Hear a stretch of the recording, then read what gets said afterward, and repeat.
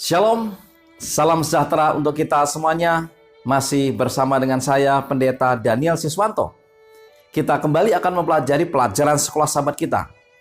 Saudara-saudara yang dikasihi Tuhan, kita telah tiba di pelajaran yang ke-10 di triwulan yang keempat di tahun 2022.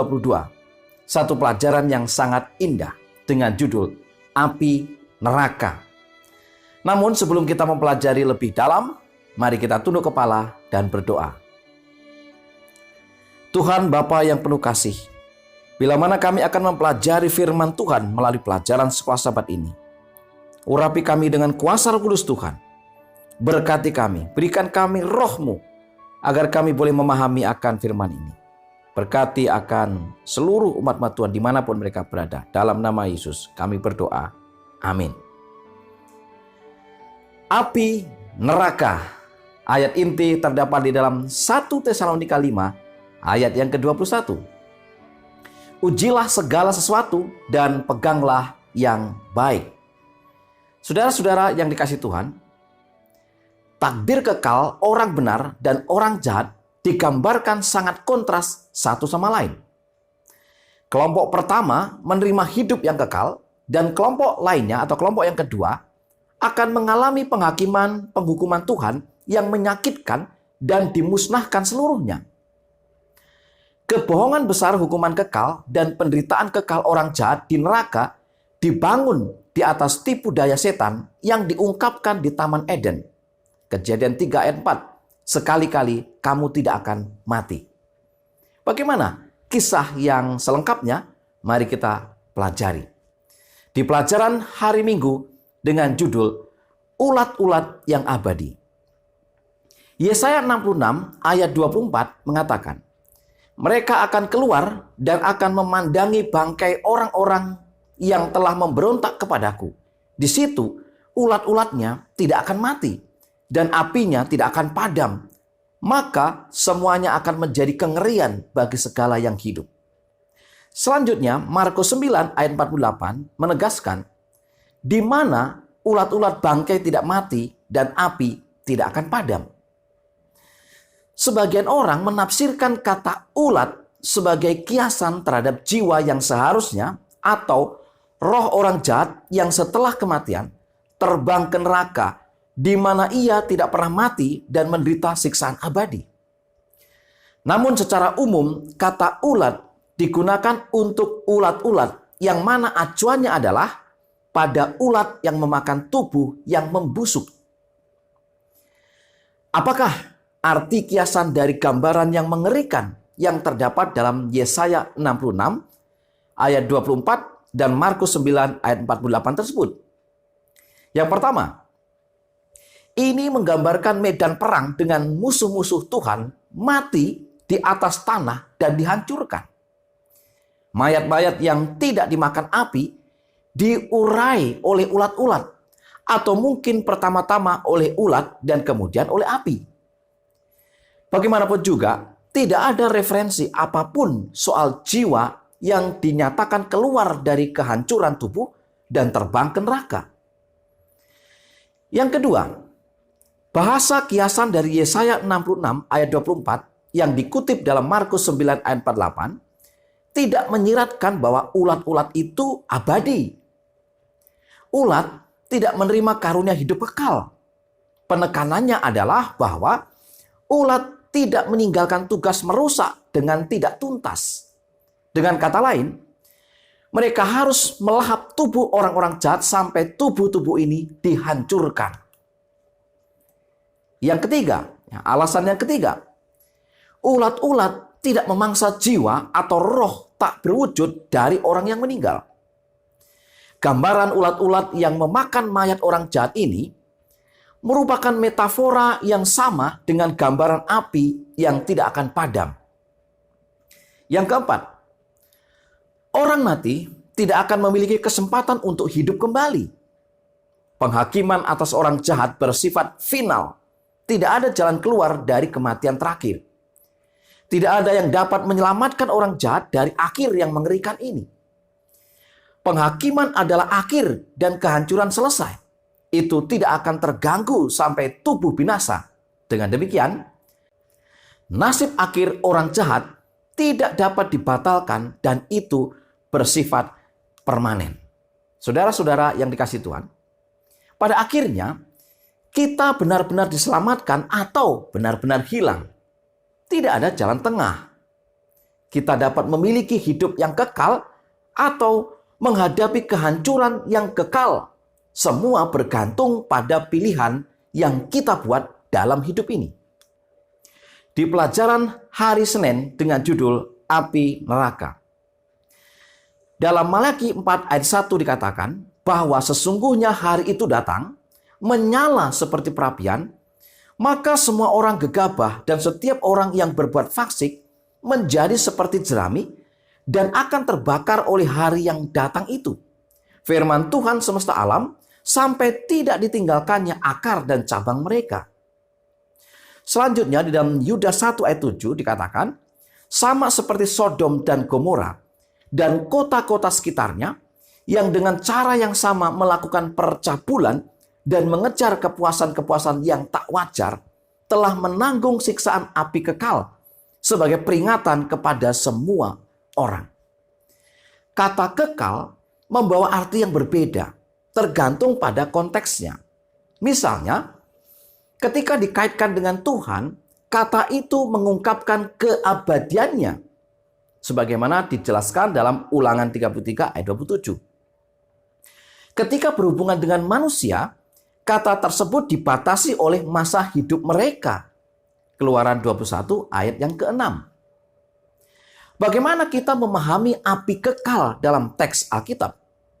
Yang pertama, kualifikasi api kekal, Matius 18 ayat 8, Matius 25 ayat 41, menyiratkan bahwa api tidak akan padam sampai benar-benar menghabiskan apa yang sedang dibakar.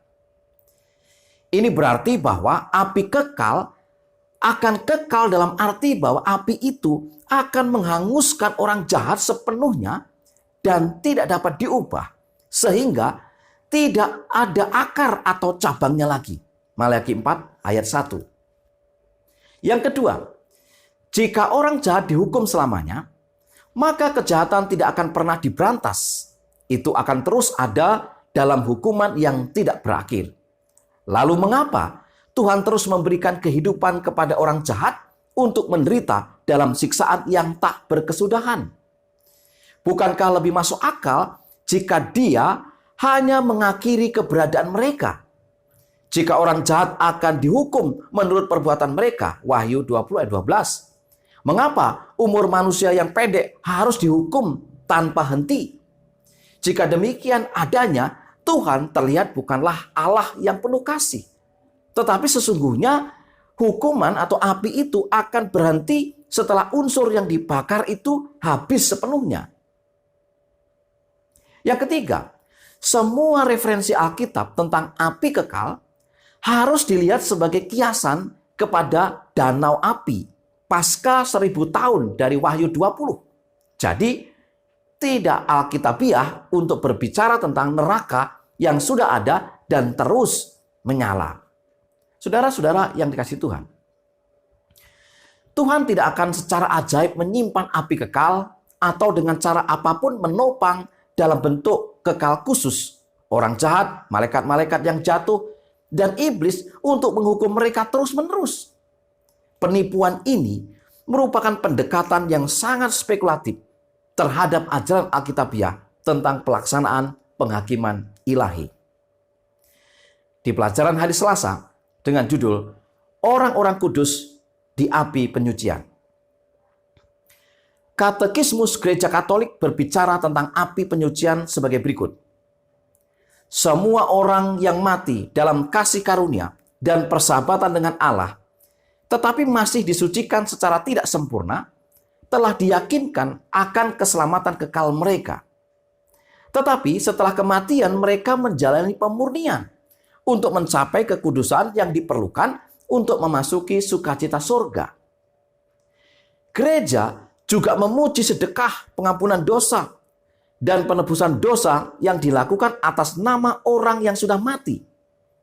Sebagaimana tertulis di dalam Catechism of the Catholic Church halaman 291. Mengapa dogma atau ajaran tentang api penyucian ini tidak dapat diterima oleh mereka yang percaya pada ajaran Alkitab? Karena Alkitab menjelaskan bahwa orang mati tetap tinggal beristirahat tanpa kesadaran di dalam kuburan mereka. Pengkhotbah 9 ayat 10. Bahwa kebenaran dari satu manusia yang jatuh tidak dapat dialihkan kepada manusia yang jatuh lainnya. Orang berdosa itu sendiri yang harus menanggung kesalahannya. Yeskiel 18 ayat 20 sampai dengan 22.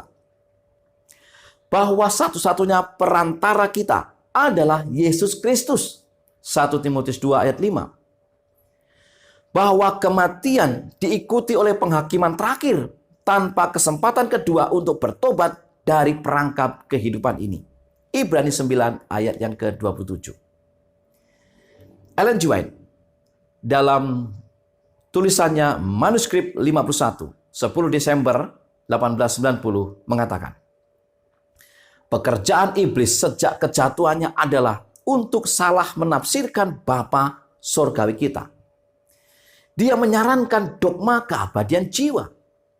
Gagasan tentang neraka abadi yang menyala-nyala adalah hasil karya iblis. Api penyucian adalah penemuannya. Ajaran-ajaran ini memalsukan karakter Allah, bahwa Dia akan dianggap kejam, pendendam, sewenang-wenang, dan tidak menjalankan pengampunan. Karena itu, saudara-saudara sekalian, sangatlah penting bagi kita untuk mengerti doktrin atau ajaran Alkitab. Karena itu akan mempengaruhi keyakinan kita dan apa yang kita jalankan dalam hidup ini. Di pelajaran hari Rabu dengan judul Sebuah Surga dengan Jiwa Tanpa Tubuh. Meskipun Protestan tidak menerima ajaran tentang api penyucian, namun banyak di antara mereka yang percaya bahwa jiwa orang benar yang telah meninggal sudah menikmati sorga di hadirat Tuhan. Beberapa berpendapat bahwa jiwa itu hanyalah roh tanpa tubuh. Yang lain percaya bahwa mereka adalah roh tanpa tubuh, tetapi ditutupi oleh tubuh rohani yang mulia.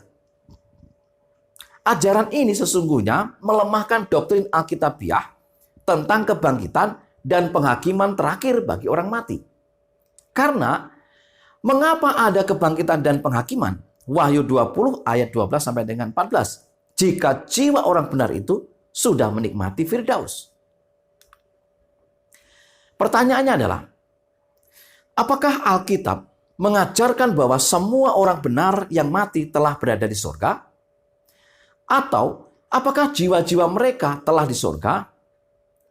Apakah pengaruh dari ajaran bahwa jiwa orang benar yang mati telah berada di surga? Mari kita temukan jawabannya. Yang pertama, Alkitab mengajarkan bahwa semua manusia yang sudah berada di surga adalah mereka yang diubahkan hidup-hidup, yaitu Henokh, Kejadian 5 ayat 24. Elia, 2 Raja-Raja 2 ayat 9 sampai dengan 11. Demikian juga yang dibangkitkan dari kematian, yaitu Musa, Yudas 9. Dan mereka yang dibangkitkan bersama Kristus dalam Matius 27 ayat 51 sampai dengan 53. Sementara yang lain masih di dalam kubur.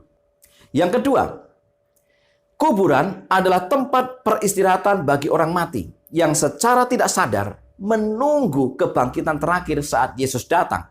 Pada waktu itu, kesadaran mereka akan dipulihkan. Jadi, orang mati, bahkan orang benar yang mati, bukanlah jiwa tanpa tubuh yang melayang di sekitar surga, menunggu dengan sabar untuk dipersatukan kembali dengan tubuh mereka pada kebangkitan terakhir. Yang ketiga, apa yang mungkin Paulus bicarakan dalam 1 Korintus 15 ayat 18 ketika dia mengatakan bahwa jika tidak ada kebangkitan bagi orang mati, maka mereka yang telah meninggal dalam Kristus pasti telah binasa. Dan bagaimanakah mereka bisa binasa jika mereka sudah berada dalam kebahagiaan surga dan telah lama berada di sana sejak mereka meninggal? Bukankah sangat tidak mungkin bahkan Daud yang dikasih Tuhan belum berada di sorga? Kisah Para Rasul 2 ayat 29 dan ayat 34. Yang keempat, doktrin utama dan kunci dari perjanjian baru tentang kebangkitan orang mati ketika Kristus kembali akan menjadi batal dan tidak berlaku oleh ajaran palsu bahwa orang benar yang sudah mati mendapatkan upah kekal mereka tepat setelah mereka mati.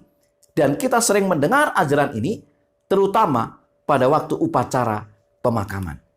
Saudara-saudara yang dikasihi Tuhan, ajaran bahwa orang mati tertidur dalam debu tanah tanpa kesadaran adalah sebuah kabar baik. Mereka benar-benar beristirahat dan tidak mengenal rasa sakit dan penderitaan hingga saat Kristus membangkitkan mereka pada akhir zaman. Di pelajaran hari Kamis dengan judul Pandangan Alkitabiah. 1 Yohanes 5 ayat 11 sampai dengan 12. Dan inilah kesaksian itu. Allah telah mengaruniakan hidup yang kekal kepada kita, dan hidup itu ada di dalam Anaknya. Barang siapa memiliki anak, ia memiliki hidup. Barang siapa tidak memiliki anak, ia tidak memiliki hidup. Mengapa kehidupan kekal hanya dimiliki oleh mereka yang di dalam Kristus? Ketika dosa memasuki dunia melalui kejatuhan Adam dan Hawa, Kejadian 3, maka semua keturunannya termasuk kita berada di bawah kutukan kematian fisik dan kehilangan karunia hidup yang kekal. Tetapi Tuhan kita yang pengasih menerapkan rencana keselamatan bagi umat manusia untuk mendapatkan kembali kehidupan kekal. Dan rencana keselamatan itu diwujudkan melalui Yesus Kristus. Sebab sama seperti dosa masuk ke dalam dunia melalui satu orang, yaitu Adam, demikian pula melalui satu-satunya manusia, Yesus Kristus, anugerah hidup kekal tersedia bagi semua manusia. Roma 5 ayat 12 sampai dengan 21. Berikutnya, kenapa atau mengapa kehidupan kekal hanya dimiliki oleh mereka yang di dalam Kristus? Hanya ketuhanan yang memiliki keabadian, 1 Timotius 6 ayat 15 dan 16, dan merupakan satu-satunya sumber kehidupan, Mazmur 36 ayat 10, Kolose 1 ayat 15 sampai dengan 17, Ibrani 1 ayat 2. Yang ketiga, Yesus menegaskan, sebab inilah kehendak Bapa-Ku, yaitu supaya setiap orang yang melihat anak dan yang percaya kepadanya beroleh hidup yang kekal. Dan supaya aku membangkitkannya pada akhir zaman. Yohanes 6 ayat 40. Dan akulah kebangkitan dan hidup. Barang siapa percaya kepadaku, ia akan hidup walaupun ia sudah mati. Yohanes 11 ayat yang ke-25. Dengan demikian, hidup yang kekal adalah karunia Allah melalui Kristus yang dijamin pada saat ini, tetapi dinikmati sepenuhnya hanya setelah kebangkitan terakhir orang-orang benar. Kesimpulannya sangat sederhana. Jika hidup yang kekal hanya diberikan kepada mereka yang ada di dalam Kristus, maka mereka yang tidak ada di dalam Dia tidak memiliki hidup yang kekal. Saudara-saudara yang dikasihi Tuhan, teori keabadian jiwa yang alami memberikan kehidupan abadi entah di surga atau di neraka kepada semua manusia, bahkan kepada mereka yang tidak ada di dalam Kristus. Betapapun populernya ajaran ini, tidaklah Alkitabiah. Sebagai kesimpulan pelajaran sekolah sahabat kita. Yang pertama, kita dapat memiliki hidup yang kekal atau akan menghadapi kehancuran yang kekal. Semua bergantung pada pilihan yang kita buat dalam hidup ini. Yang kedua, kualifikasi api kekal menyiratkan bahwa api itu tidak akan padam sampai benar-benar menghabiskan apa yang sedang dibakar. Yang ketiga, sangatlah penting bagi kita untuk mengerti doktrin atau ajaran Alkitab. Karena itu akan mempengaruhi keyakinan kita dan apa yang kita jalankan dalam hidup ini. Yang keempat, ajaran bahwa orang mati tertidur dalam debu tanah tanpa kesadaran adalah sebuah kabar baik. Mereka benar-benar beristirahat dan tidak mengenal rasa sakit dan penderitaan hingga saat Kristus membangkitkan mereka pada akhir zaman. Dan yang kelima, hidup yang kekal adalah karunia Allah melalui Kristus yang dijamin pada saat ini tetapi dinikmati sepenuhnya hanya setelah kebangkitan terakhir orang-orang benar. Inilah yang bisa saya berikan. Kiranya ini boleh menolong kita mengerti akan pelajaran sekolah sahabat kita. Mari kita tunduk kepala dan berdoa. Bapa di surga, Allah yang penuh kasih. Bila mana ada hal-hal yang sulit kami mengerti dan kami pahami, kami memohon agar kiranya Roh Kudus Tuhan Engkau curahkan kepada kami. Hikmat-Mu menjadi bagian kami, sehingga kami dimampukan untuk mengerti dan memahami akan firman ini. Berkatilah kami, berkatilah semua umat-umat Tuhan yang mendengarkan akan kabar sukacita ini. Terima kasih ya Tuhan. Ampunilah pelanggaran dosa kami. Dalam nama Yesus kami berdoa. Amin. Saudara-saudara yang dikasihi Tuhan, selamat belajar, selamat sabat, dan Tuhan memberkati kita.